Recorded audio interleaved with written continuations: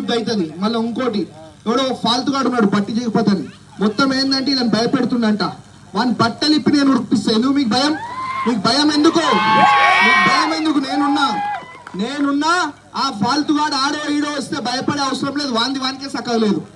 ఆడ కొడుకు ఓడిపోతుండు, ఈడ భార్య ఓడిపోతుంది, మొత్తం ఇద్దరు ఓడిపోతున్నారు. కాబట్టి 30 ఏళ్ళు చేయనోళ్ళు ఇప్పుడు కొత్తగా ఏం చేయరు. మనకి 30 ఏళ్ళు చేయనోడు కొత్తగా ఏం చేయడు. ఆడిడ పుల్లలు పెట్టాలా, జేబులు నింపుకోవాలా, బజ్జీలు తినాలా, బుజ్జీలు తినాలా, గవ్వే వస్తాయి వానికి. వరస్ట్ గాడు వాడు. కాబట్టి ఏదున్నా మీకు అండగా ఉంటానా ఉండనా? మీకు అండగా నేను ఉంటానే నమ్మకం ఉందా మీకు? ఏం గంగన్న అంతే కదా? ఓ మా గంగన్న కూడా సై కొడుతుంది వెనుకకెళ్ళి. కాబట్టి మీకు ఏదున్నా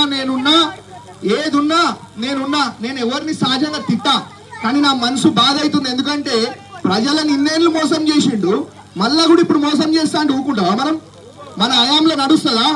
ప్రజలు ఓట్లేస్తే గెలిచి వచ్చినోండి నేను, ఎవరు అయ్యేకి భయపడా.